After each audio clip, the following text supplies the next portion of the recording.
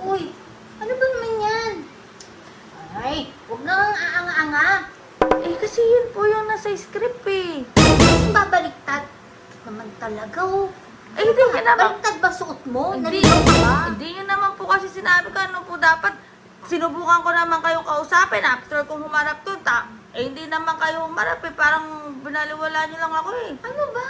Di ba pinag-usapan na nga yan? Ayoko na. Wala Ayoko naman, naman, oh. wala naman ako natanggap Hindi eh. ka pa Meron kang natanggap. Wala nga eh. Meron nga eh. Ang kulit mo ah. Wala nga eh. Meron nga eh. Meron kang natanggap na... Ay.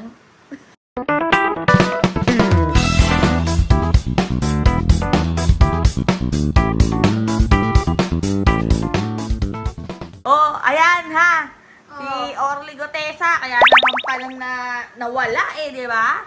Ako mga bata helmet, di ba after nga niyan lumabas nun, di sa Blue Ribbon, umiti, ni itong si Mr. Marcoleta. After nung nagbigay siya ng statement, bigla na lang siyang naglako parang bula, di ba? Tapos ngayon biglang bumalik, nagmulto talaga.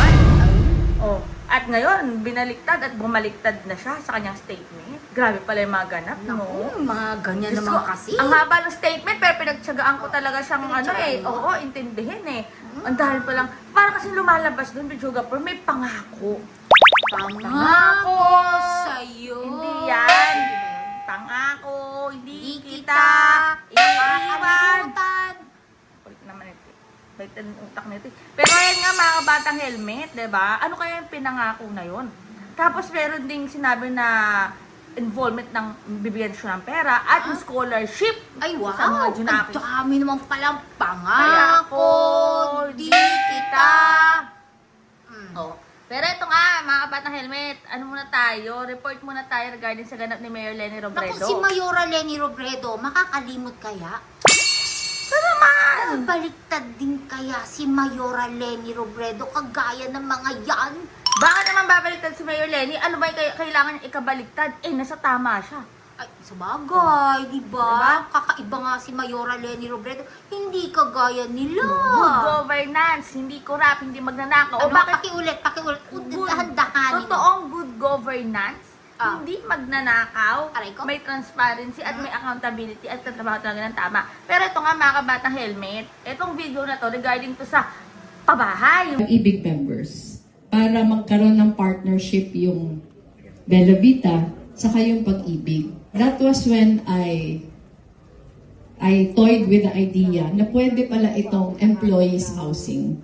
Kasi yung mga empleyado ng City Hall, Pag-ibig members. Matagal na din aspiration na magkaroon ng employees housing. Actually, nagkaroon na dati. Nagkaroon na dati ng employees housing during the time of Mayor John Bongat. I think nagkaroon ng yung Johnville 1 and 2. Pero after nun, hindi na nasundan. Yung empleyado ng city, more than 3,000, I think. So, ganun kadami yung nangangailangan ng housing. Meron nang nabili, panahon pa nung asawa ko, nabili 10-hectare property na intended sana for employees housing.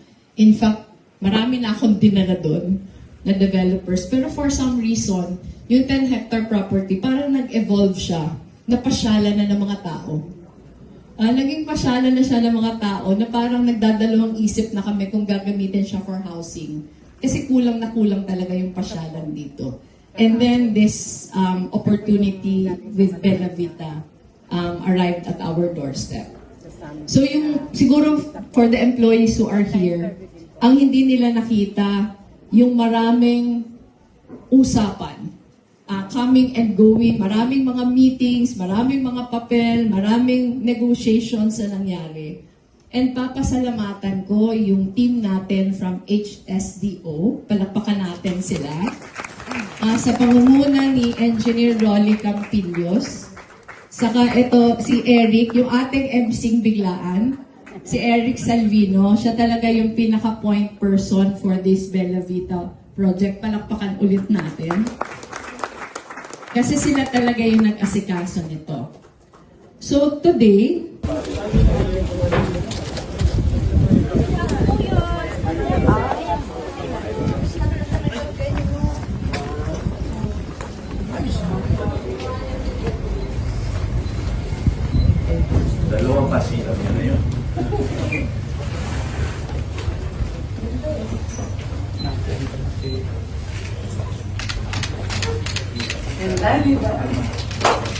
Talaga perfect sa mga 2 bedrooms, 2 BR. Malaki yung pati. Sa likod, pwede pa silang marami silang plano pati yung harap, yung mga plano nila. Mayor, tama-tama po yung pan namin. Yung 100,000. Moving doon na 100,000 additional. In fact, kami po ni Manang, nakausap namin halimbawa si Landers, kaya yung halimbawa po Mandawi po, sa taken, Meron dito Landers and Bandawi. taken come up with packages po, yung maliliit na yung ganito para Tapos, bigay ko ng group discount. we'll work it out with that.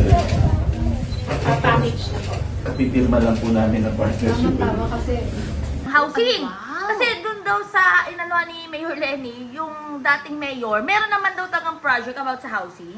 Pero parang ano na nangyari? Parang hindi yata natuloy or nabitin ba? Ay, Oh, pero mga ko, may pabahay daw.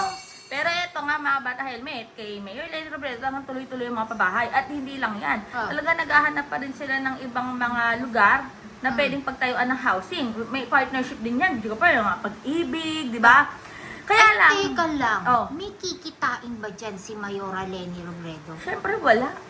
Alam niyo na, mga bata Wala helmet. namang kwenta pala wala naman palang kikitain si Mayora dyan. Eh, hindi naman ganyan si Mayor Lenny. Hindi siya kagaya ng ibang mga, dyan, corrupt na officials Ano na naman? ang iniisip ay ang kanilang mga sariling bulsa. Si Mayor Lenny, tatrabaho talaga ng tama para sa taong bayan. At eto nga, meron silang iniispatan doon na parang pwede rin pagtayuan ng housing. Kaya lang, naging parang amusement park o yung para sa mga leisure ba ng mga tiga-naga.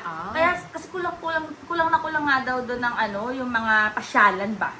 Eh, kung gagawin tong housing, saan na magpapasyal, di ba? So, sa kabilang bangit. Sa kabilang bangin. Jiday tibang. Jay, tibang. Pero yun nga, alam niyo man si Mayor Lenny, talagang organized yan. Talagang pinag-aaralan yan, yung may feasibility study din yan, di ba? Oo, syempre. Iba talaga si Mayor Lenny, Alam mo, di ba? si Mayora Kaya Lenny. talagang dapat si Lenny. Na ano? Dapat, Na ano? dapat si Lenny.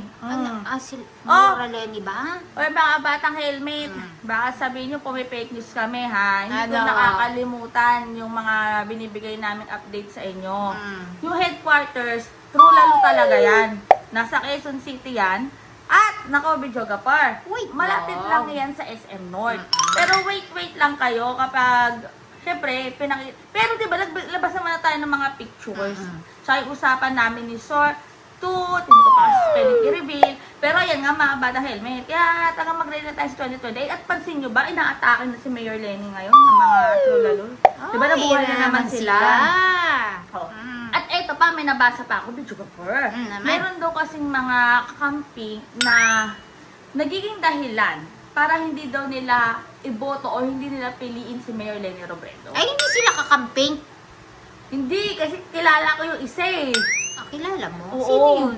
Pero kasi ang nakikita ko lang punto dyan, mga kabata helmet, baka meron silang ibang tinitingnang aspeto, kaya ganun sila bumanat ngayon.